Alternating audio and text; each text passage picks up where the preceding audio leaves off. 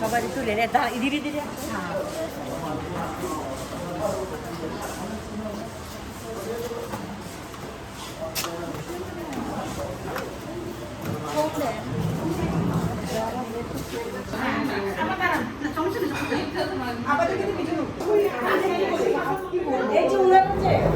সকালে যোগা করার আমরা আর আলু ভর্তা একদম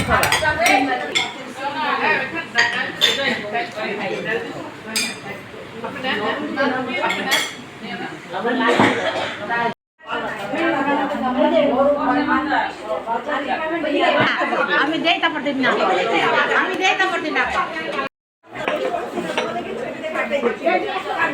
সবাইকে শুভ নববর্ষ।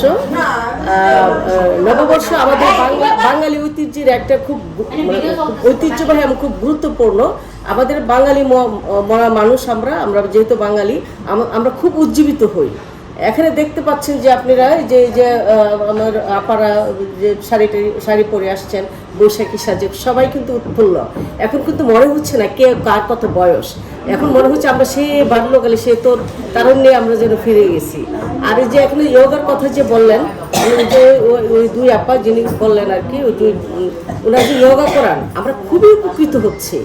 আমরা যারা আছে আমরা ঘরে থেকে কিন্তু আমরা মনমরা হয়ে যেতাম, নির্জীব হয়ে যেতাম, আমরা কিন্তু এখানে এসে বেশ ভালো আছি যে আমরা সকালে যোগা করি এবং ওনারা কিন্তু ট্রেন আপ খুব ভালোভাবে যোগা করেন আমাদেরকে, আমরা খুব সুস্থ ফিল করি এবং খুব ভালো লাগে আর কি। সবাইকে আবারও বাংলা নববর্ষের শুভেচ্ছা, সবাই ভালো থাকুন। আসসালামু আলাইকুম, সবাইকে আমার সালাম এবং শুভেচ্ছা নববর্ষ। আমি ইয়োগার একজন ট্রেনার।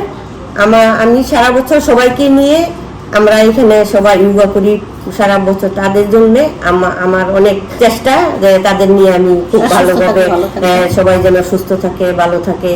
আমি সবাইকে নিয়ে পুরো বছর ইয়োগা করেছি। আমি তাদের নিয়ে এখানে একটু আনন্দ, একটু খাওয়া দাওয়া আমরা সবাইকে নিয়ে করব। আর সবাই যেন ভালো থাকে, সবাই দোয়া করি, সবাই আমাদের জন্য দোয়া করবেন, আমরা যেন সুস্থ থাকি। এই নববর্ষের শুভেচ্ছা সবাইকে।